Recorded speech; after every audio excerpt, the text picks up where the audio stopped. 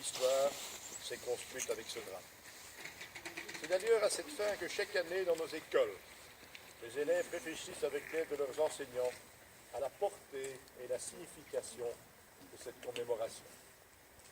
Rappelons-nous du 11 novembre 1918, alors que les Alliés et les Allemands signaient l'armistice, mettant fin à la Première Guerre mondiale, 52 mois d'une folie meurtrière qui ravagea le continent européen, faisant des millions de morts, d'invalides, de veuves et d'orphelins.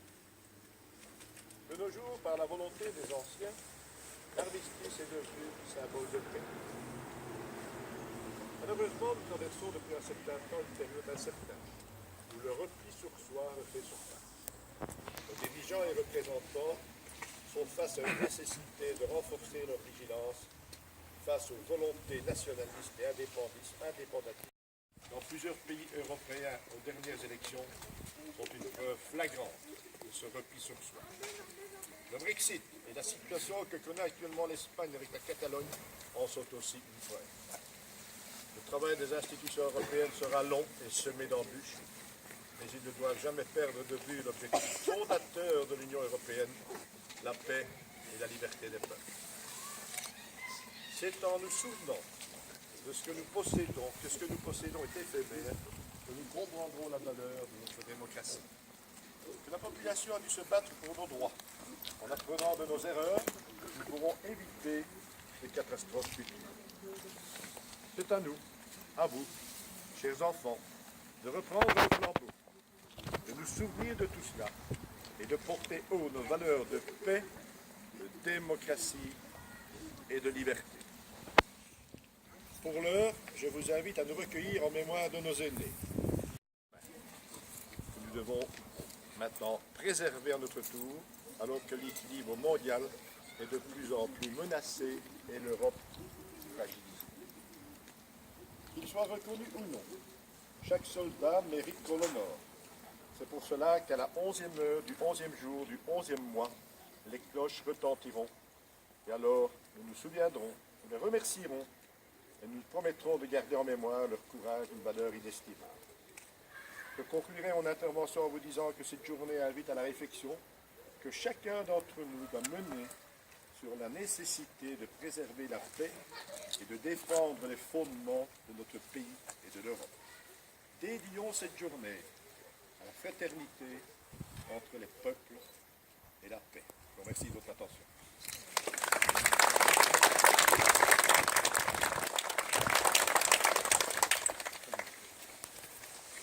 Élèves du conseil communal, c'est au nom des associations patriotiques de Genappe que je vous remercie de votre présence.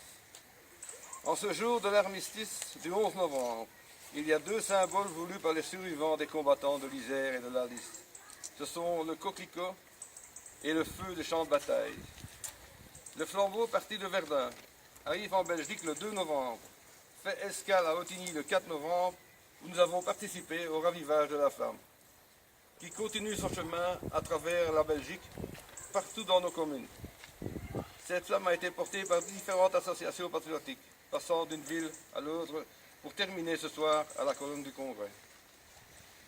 Je profite de cette journée toute particulière pour remercier les combattants, les résistants, les prisonniers de guerre qui m'ont élu en 2008 et que j'ai représenté fièrement au niveau national, provincial et communal.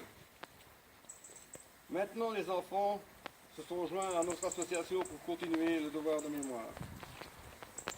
Je vais passer la parole aux enfants qui vont énumérer les noms des disparus pendant les deux guerres. Après, devant Éric Touguermont, futur président de la FFP, va vous expliquer le thème de l'exposition qui se trouve dans la salle du collège.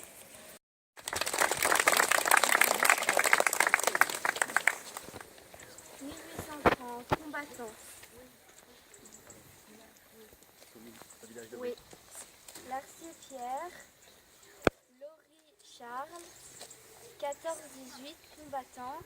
Ancio Armand, François-Émile, Éco-Émile, Marco-Émile, déportés, Bouvier-Loin, 40-45, combattant Milou-Joseph, résistant Bousco-Émile,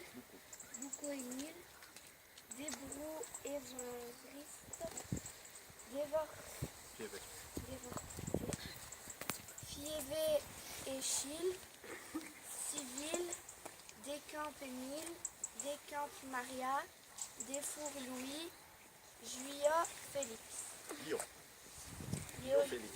Voilà. Stan, Ouf, Fernand, Chabot, Omer, Delis, Sylvain, Devos, Joseph, Kevin, Julien, Paternotte, Gaston, Cagnère, Arthur, Cyril, Craig, André, Giroux, Marie, Milou, Désiré, Oleg, Marie, Rekan, Jean-Marie.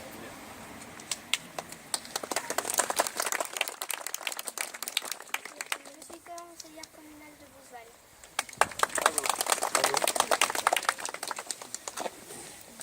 Jacques, le conseillère communal d'où? Le Houtin-le-Val. Houtin-le-Val. Vieux Genappe. 14-18. Combattant. Burton, Guélas. Guignon, Armand. Gossiot, Antoine. Auchard, Émilie. Rousseau, Vital. Taburio, Louis. Tubermont, Félix. Déporté. Flamand, Jean.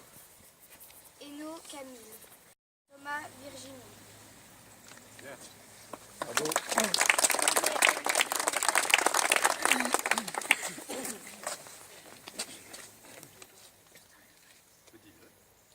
Conseillère Houtin-le-Val. Houtin-le-Val.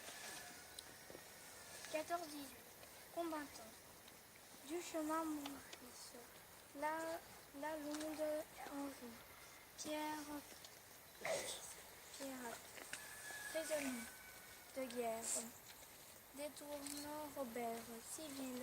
Godefrio. Joseph. Joa. René. Jora. Bianchette. Auvert. Marie. Loupoine. 14-18. Convention. Henri Victor. Luchemin. De Skeutenet. Constant. Gaston. Dubois Ernest. 40-45. Soldat. Taburio Robert. Déporté Van Hang. Albert. Civil. Barrio Joseph. Provet Jules. Laure Guillaume. Laine Alphonse. Lebrun Nicolas. Lutte Emmanuel. Déporté Charlie Maurice. Dallois M. Civil. Godard Henri. Van de Vandel 40-45. Combattant. Guillaume Marcel. Van de Vandel Émile. Résistant. Cossery Simon. Lalieu Louis. Déporté. Masters Jean. Civil. Barton Alfred. Berger Marcel. Coquelet Anne-Marie. Couronné Denis Robert. Dussard Marcel. Dutrieux Henriette. Corne Mitski. 40-45. Combattant. François Arban. Civil. Arnas Lentin. Idée. Brassard Julia. Delaby Adeline. ILV Madeleine. Goder Rio. Désiré. Fournier Pierre. Conseiller de Loupas.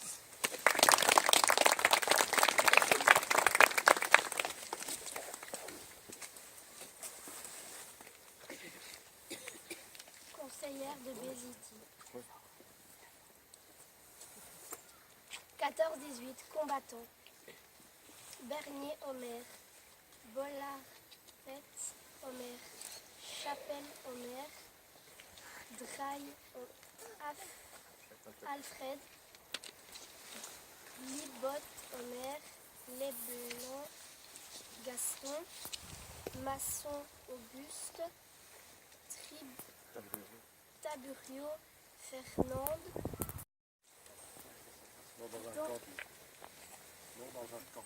mort dans un camp de concentration.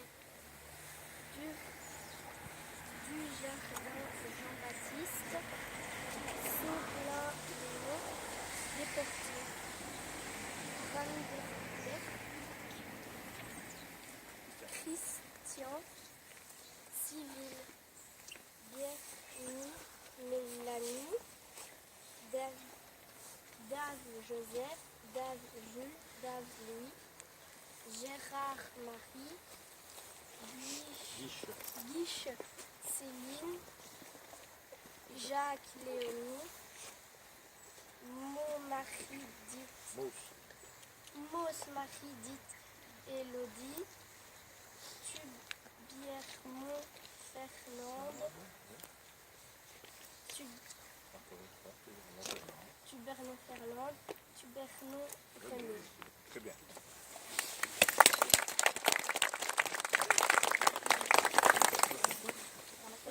Voilà, je me dois de réparer deux omissions quand j'ai cité les présents tout à l'heure.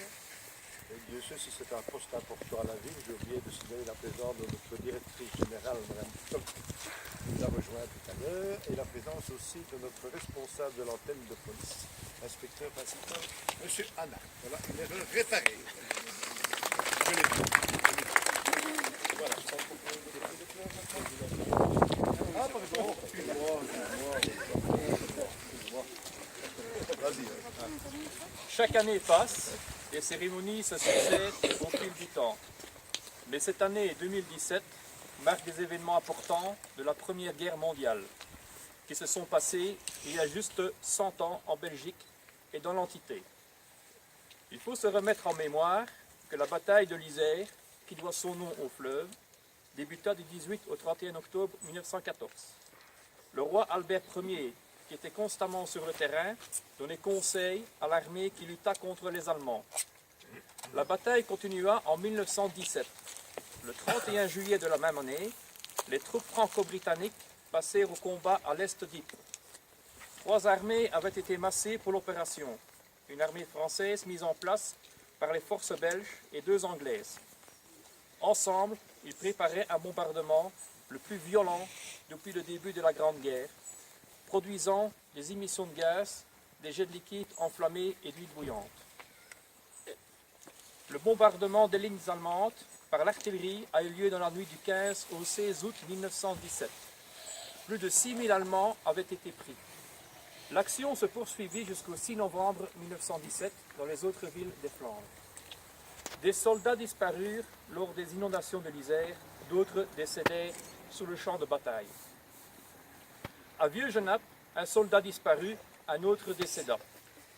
Antoine Gossiot, facteur des postes résident à Vieux-Genappe, milicien au 13e régiment de ligne à Namur, matricule 113, 25 213, disparu lors des inondations de l'Isère en octobre 1914. Déclaré mort pour la patrie. 6 déportés connus, emmenés de force en Allemagne le 14 novembre 1916, décédèrent dans différents camps à la suite de mauvais traitements. Sont décédés, il y a 100 ans, en 1917, Joseph Bowens, président Bouswell, décède au campement de la mine Théodore à Holzweissig, Bitterfeld, Allemagne, le 23 février 1917. Jules de Geff, résident Loupoigne, décède à Altenkarbau, Allemagne, le 25 février 1917. Antoine Wautier, résident à Loupoigne, décède à Gelsenkirchen, en Allemagne, le 15 février 1917. Camille Hainaut, résident à Vieux-Genappe, rentre le 26 juin 1917 et décède en son domicile le 25 novembre de la même année à la suite de mauvais traitements subis pendant sa déportation. Raymond Retelet, figurant dans la liste des déportés de Vieux-Genappe, civil belge, devenu prisonnier de guerre au camp de Zoltau, portant le matricule 4810, décède au camp de Zoltau, en Allemagne, le 4 février 1917. Et Éloi Bouvier, résident à Houé, prisonnier de guerre au camp de Altengrabau. Altengrabau est situé dans la province de la Saxe-Anhalt en Allemagne, à 670 km de Genappe. Il portait le matricule numéro 3827, décède au Lazareth, l'hôpital militaire régional de Frauendorf, en Allemagne, le 16 mars 1917. Merci beaucoup. Voilà, avant le dépôt de fleurs, je voudrais remercier tout particulièrement, évidemment, le renouveau musical qui nous fait l'honneur de nous accompagner chaque année à cette date, de même que la chorale de Vieux-Genappe pour la qualité de la prestation. Je vous remercie beaucoup et nous allons déposer les fleurs.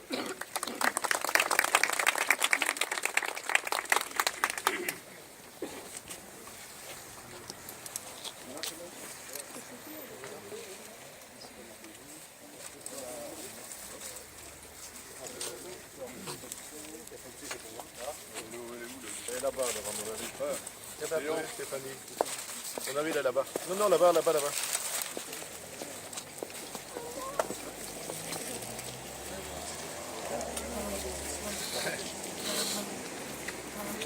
C'est celle-là, Ça, c'est la maison Galilée, mais on le déposera pour eux. L'enfant va le déposer pour Jacques Godard. Oui, bien sûr, il y en a deux. Vous pouvez tous venir. Voilà. Voilà. Mettez-vous sur votre trou, il y a encore personne qui se tient. Voilà. Ça va? Voilà. Très bien.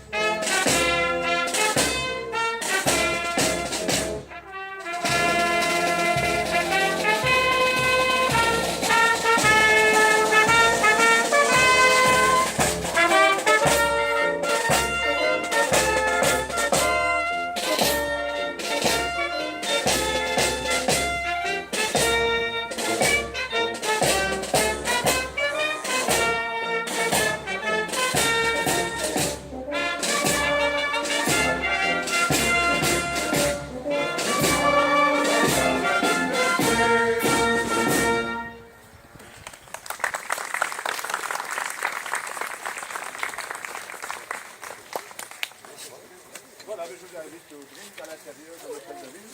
Ça sera pas plus mal.